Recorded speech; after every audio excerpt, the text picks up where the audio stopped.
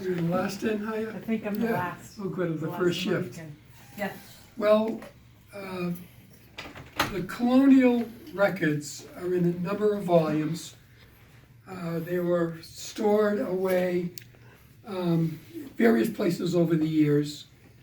They were not, up till recently, in a temperature and humidity controlled vault. So we were charged with that. We got a grant from the Secretary of State's office to build this out. And we did it in two components. One is a reading room. We've had various people from around the country come in and see this room and look at primary sources. We had many authors come through that, in writing about the colony, they wanted to see the original handwriting of the colonists, which we were able to do by appointment. In the last Friday of every month, which is the busiest time at the registry, everyone closes close to the end of the month, so you don't pay interest and bring less money to the table. So it's always a mob scene here. So on the last Friday of every month, we allow and bring out a special particular document for that particular day and put it in this case behind us, and we bring people through to see it. But what I brought forward today is 3 different versions of our colony records. First one being book 1, page 1 of our deeds in the handwriting of William Bradford. Second one being a major decision by the colony court to establish the right to trial by jury in America. Started here in 1623 with the Plymouth colony. And third, a little different twist on it, because we also have a collection of early wills, the original will of Miles Standish. Oh, wow. So in these, again, are in the handwriting of the colonists. So let's start with everyone signing in, if you don't mind, and I'm going to give you a packet as in this first book of deeds, the original handwriting of William Bradford laying out that property. Wow. And this is a original document in parchment paper interleaved into a book at the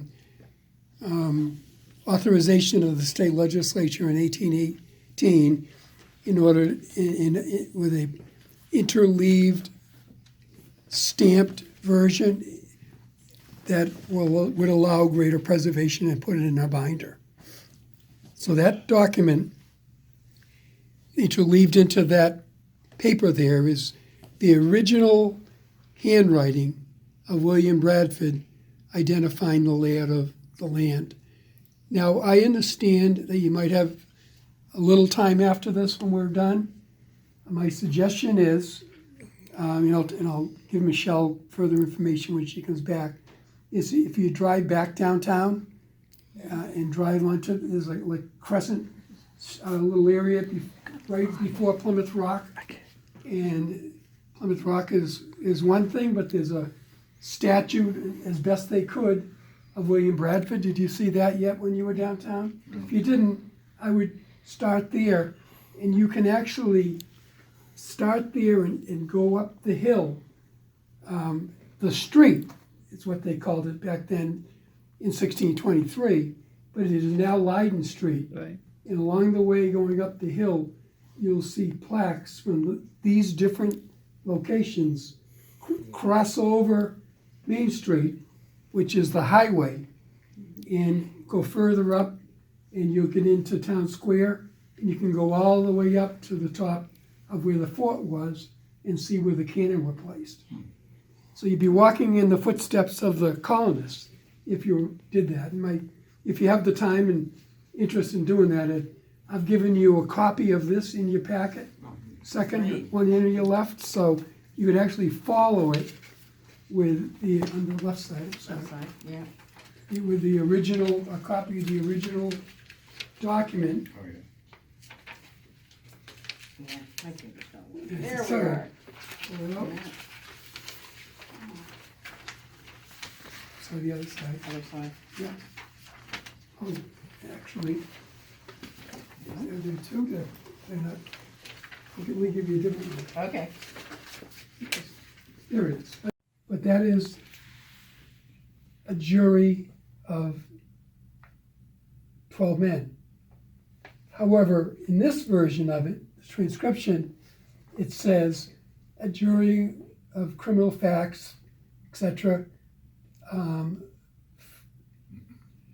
12 men, honest men.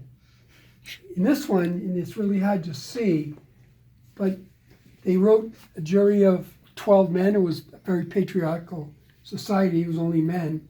But they actually crossed out men and in their handwriting write honest men.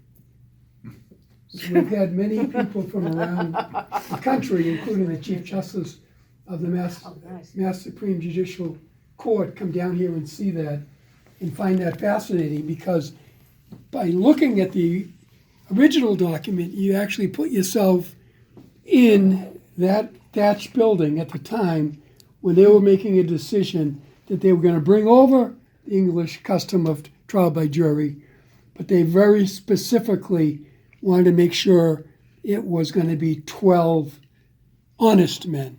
Untrue.